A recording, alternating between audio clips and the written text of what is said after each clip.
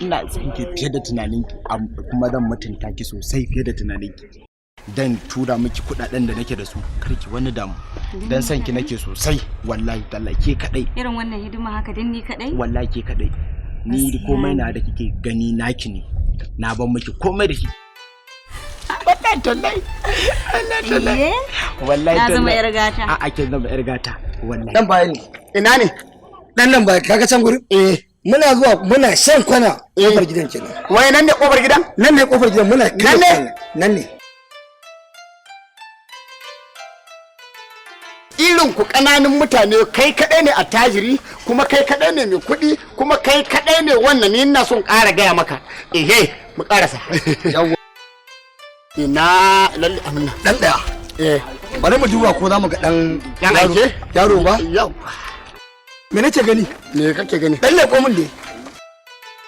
Dan manzon Allah ke mun san da ba za ki iya wani ba. Kowa yake.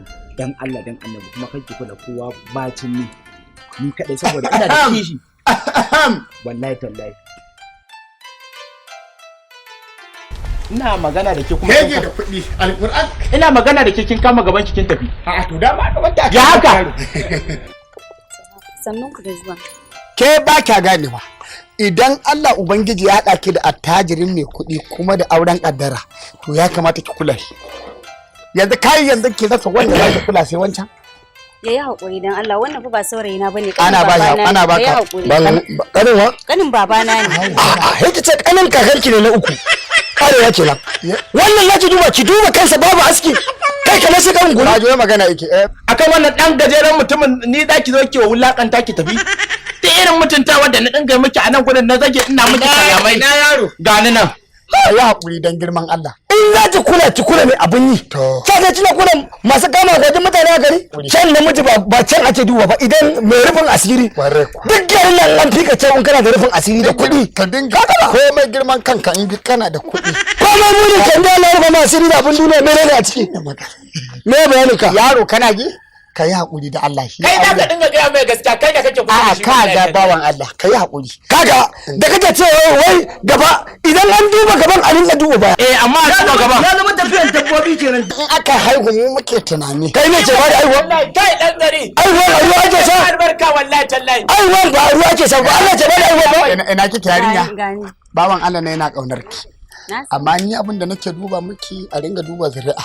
In za a magana ta gaskiya ko ba haka bane to kuma soyayya in Allah ya hada ba wanne sai raba to ko ba haka bane amma ni a tsari na ko a tunani na ina ganin ba wai kaga amini na ne kai cika ba bayanin ka an samu dan dogo za a fi rayuwa ta ban gane ta ba ta ke na fuskanci soyayyar ma da shige ba na Allah da Annabi bane bari gama ka bar ganin kana abokina mahauci in ya je kasuwa sai ya dubi dabba mai maiko wata ta cancanta in ya saya in ya yanka ba zai asara ba ita ma ya kamata haka za je to wayana ta ai ni ban ce komai ba a wannan magana baka ji abu ki ma canza kai nake so ba shi ki canza ki zama wanda yake so ko ma wai ban hana ki so shi ba menene ai ki so kowa ba wannan ba ni in za so ina da sharda saboda na san ba dan Allah ake ba dan kudi ake so na to dole abu umarni na